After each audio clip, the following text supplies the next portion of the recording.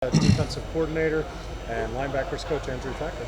Coach Pat talked about what he thought the team looked like now compared to last spring. What is your assessment? Coach Patno did? Yeah. Yeah, and then Coach Kerala and Coach Collins, just when we had our post-practice gathering there as a group, it looks different with every positive connotation of different possible there. Just where we were, if you rewound back 365 days, very pleased with the progress. That would be an understatement. Obviously, year two in a system, that helps. The knowledge piece of it, the cumulative reps helps with it.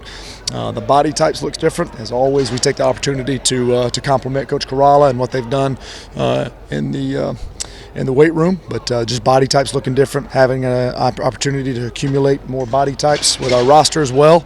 But the biggest piece is just going into year two, the familiarity with scheme, the familiarity with communication, the familiarity with just the way that we practice. The transitions is everything is so much smoother. The execution, how quickly we can get ahead with execution as well. Everything looks different, and of course everybody's optimistic in spring, but not just coach talk. It looks, I'm going to say this for 18th time, it looks different in a very positive way. So we're encouraged. We've gone 2 days without pads. Today was the first day with shoulder pads. It felt like the first day of shoulder pads where guys were excited to strike and hit. And we had some friction out there, some friendly friction out there, which is good. The competitiveness came out today, but highly encouraged off of a 3-day sample size. One of the most interesting storylines is Bruce going over to running back, Jerry coming over into your room. Sure. Can you kind of take me inside that process and the evaluation process and kind of where it starts them? I'm assuming they came to y'all and said, hey, we want to do this. It did. Something that it works. What does that process kind of look like? So I'll try my best to answer that question too, honestly. For us, football, we require so much of them, and it's really hard. So I think if you're not passionate about what you're doing, I think it's more difficult to do that. I think both of them were passionate about having a change and having a chance to have success at something different. I think Bruce was an elite high school running back and has an opportunity to go play that position, and I think he's very passionate about that position.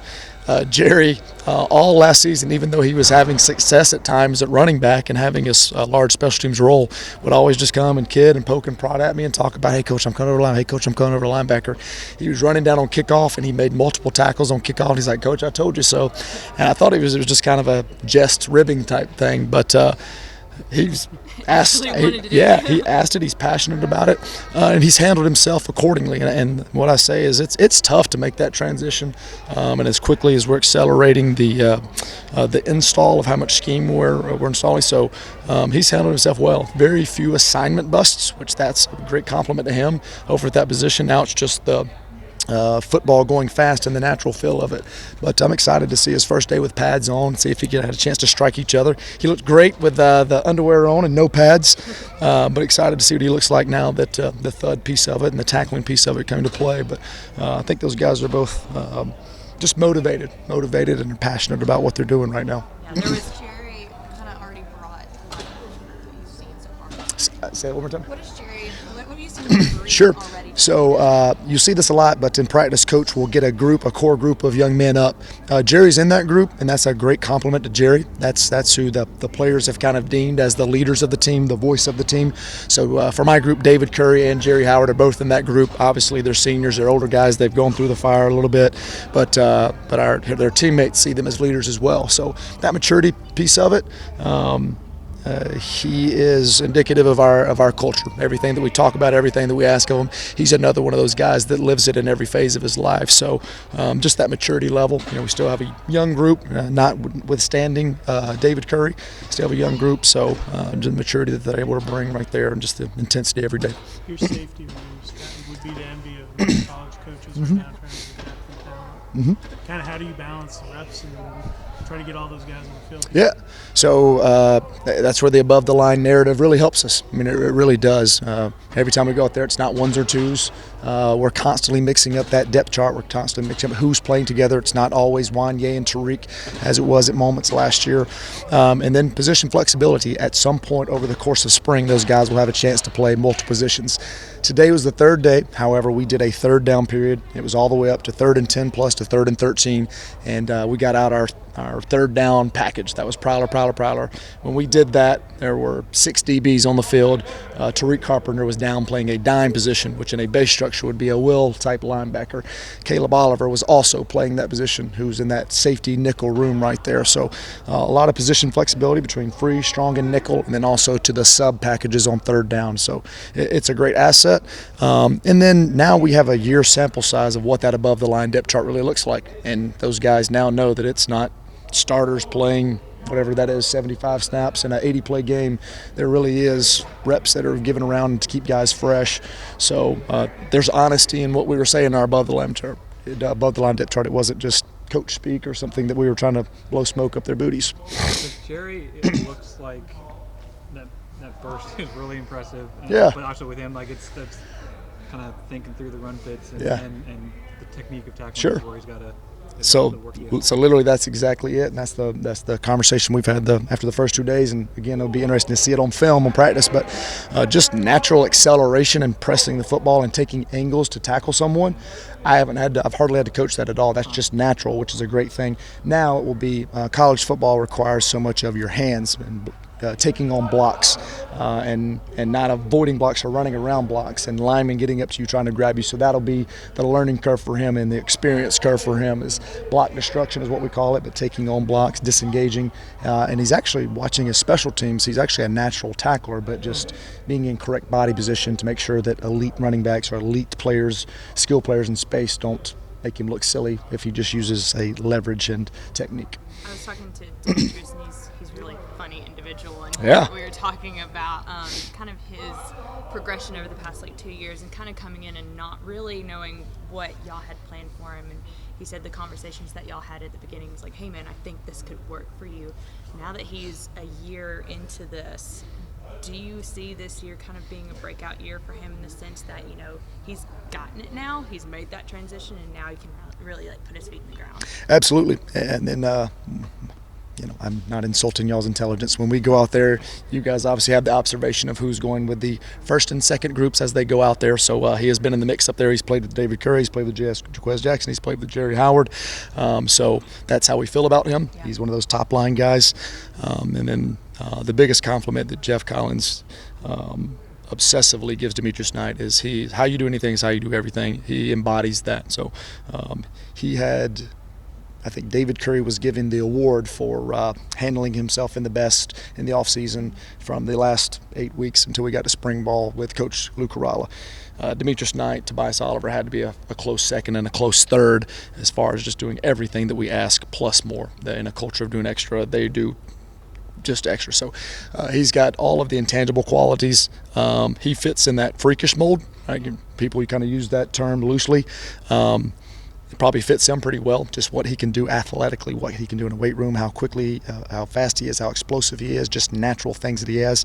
The good Lord really gifted him. He really did.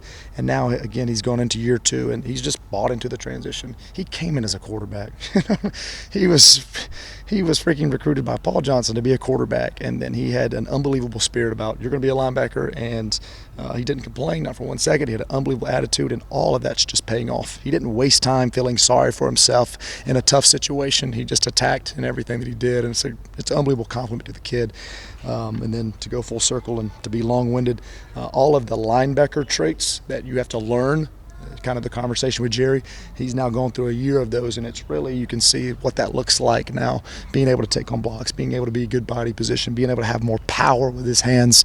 All of those things are showing up on film now, so really excited, and everything that we stand for, he's got the character traits, so couldn't be more pleased with him as a young man. One of the guys who didn't play last year, one of the few guys on defense, was Cornelius Evans. It seems like he's really transformed his body. And Yeah. He looked like a basketball player when he got here, and he looks like much more like a linebacker. Yeah. Where do you see him? So he's one of those young men that's put on 20 to 25 plus pounds, and you're exactly right. We recruited him because of his height and because of his length, and then all those body types that we kind of obsessively talk about. And he is 1,000% that. He's taken great pride in the way that he's put on weight and put on power. I'm pointing right over there. That's a cage right there. The cage is to create pad level. What he looks like going in and out of bags and in a great linebacker position, and that cage looks completely completely different from what he came in the fall to what he is now in spring. So really pleased with where he's at. And then as he continues to play more violently, he's going to get more reps too with those older groups as well. So excited about what he'll be. This is David. kind of an elementary question, but it kind of just goes to the basis of coaching in general. When you look at your room, you have guys who are transplanted in, guys who don't really have that much of a background in the position that you want them to play. So when you're kind of looking at your room as a whole and you're kind of dissecting everybody's development level, how do you look at the individual and coach to the individual while also understanding that, hey, we got a lot of things that we got to install here? Cool. That's a great question. So, I get long-winded sometimes. So last week, I'm going to come back. Last week, I had an opportunity to go to the Combine. I had both my Temple linebackers. So Sean Bradley and Chappelle Russell both were in the NFL Combine as linebackers. When they arrived at Temple, they were not necessarily linebackers. Sean Bradley was a basketball player, running back in high school. Chappelle Russell was a quarterback in high school, had played a little bit of defense, but I inherited that group. That experience probably changed my mind more than ever as what a linebacker looks like. Those two young men now, Sean Bradley was 6'3", 234 pounds at the Combine and just ran 4.51 in his 40-yard dash and just made himself some money. I'm so happy for those young men. I've got an unbelievable relationship. I had a chance to go up and support them. It was awesome. So to talk about, they don't necessarily have to be linebackers on their high school tape. Rewind back, whatever it was, 10, 15 years ago, and you're looking for guys with neck rolls and guys that are 230 pounds and running downhill and taking on a fullback, and you were looking for how physical they tackled. It's not necessarily the profile we're looking for now off tape. It's more body types, physical traits, and then skill sets and making sure that they'll be aggressive. So I love that we don't have all of these ready-made linebackers, and that experience changed my mind, how you can transform them into linebackers to play at a high level. And I share that experience with those guys often. Obviously, I've got that experience, and they see the tangible result of Sean and Chappelle now in the NFL Combine and hopefully going to have successful NFL careers. So that really helps me in the narrative in that room. And then you've got the dynamic of our room. You've got an older vet like David Curry, who in their mind he's 32 years old and he's in his 18th year as a graduate senior. So you've got that maturity. You've got his experience. So. The NCAA has CARA laws, CARA laws, that we only have a certain amount of time with them. David Carey does an unbelievable job of getting those guys together and teaching them. His voice is pretty much exactly what I'm saying, and he does an unbelievable job of getting those guys ahead of the curve faster as well with the limitations of time that I have just to spend with them. Time for two more for Coach Speaking Thacker. of David, he said he was excited about what he's seeing in front of him with the front four, and specifically with Michael Lockhart and where he was, with his football career and where he is now. Could you speak a little bit about that, the front four and Michael? Yeah, so I am so excited to go watch tape. All right, so one of our off-season focuses as we come into spring ball was we had to play with better hands. So I'm going to answer your question in that way. We literally have a graphic every day in the defensive reading room, and it's called "Look, Ma, no hands." All right, it's a fun way for us to talk about young men that aren't playing with their hands. Right, in the past we had defensive linemen that weren't taking the correct footwork, and they weren't playing with their hands, they were playing with elbows. That caused them to get reached and be out of their gaps and put linebackers at the 7th level in difficult situations. So that is showing up less, and that's a great compliment to Coach Knight, Coach Coleman, and the defensive front, being able to play with their hands, being able to be more powerful, having more weight, having more power, and then having a group that's been through it now, right? We didn't have anybody that had really been through it there last year, and they're playing at a much higher level. So for David, for Demetrius, for Jerry, for Jaquez, for our room, that keeps those guys free. And largely, it is okay for a defensive lineman to make a play, I promise you. But a 4-2-5 structure often lends itself to the second-level linebackers making a lot of tackles and a lot of assists by scheme. So those guys are doing a great job of protecting us. The coaches are doing a great job of coaching them, and it looks different. I was talking to Quez about how last year he was able to kind of turn the curve and build some momentum. What have you seen from him so far? Yeah, he loves football. Quez had some friction out there. I guess that was my euphemistic way to say some conflict out there, but he had some friction. I knew that was going to happen. I did not have a crystal ball, but he is chippy. He's instinctive. He loves football. I can never take that away from Jaquez. It makes him have emotional highs and emotional lows out on that field sometimes, but I never have to tell Quez, let's go, Quez, let's go, Quez. I'm having to tell Quez, whoa, when we're in a thud period out there. So he's got just natural instincts as a linebacker. Loves to play the game. He is a playmaker out there, the disadvantage Quez had this past season is he broke his hand the first day of fall camp. So he wasn't ready all the way up until maybe the day before Clemson. So just those reps that he missed in fall camp got him behind in terms of the depth chart, in terms of how many plays he played in the front half of the season. The last half of the season, he was pretty much a starter. He was above the line. He was playing 45-plus games, plays a game, and just a natural production. In the Georgia game, the last game of the season, I can't remember off the cuff, but he was upward of 50 plays to 60 plays at the will linebacker, that position. The other thing that I'm very complimentary of Quez is try my very best to cross-train them, the Mike and the will position. He's somebody, because of his instincts, because of his awareness, because of his ability to learn football at a high level, he can play both positions seamlessly. So at some point, God forbid, we'll probably have some type of injury or someone down for a series or maybe for a game or whatever. That multiplicity of position allows us to have a strong rotation as we go through the season until we continue to build the above-the-line depth chart. Okay, last one.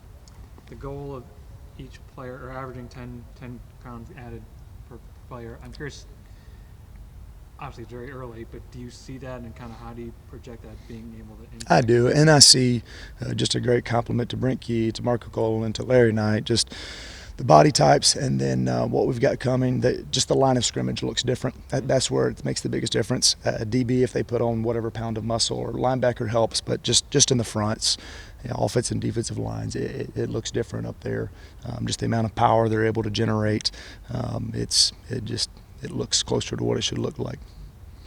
Thank you, Coach. Thanks, appreciate it. Thanks so much. Yep, y'all have a good one.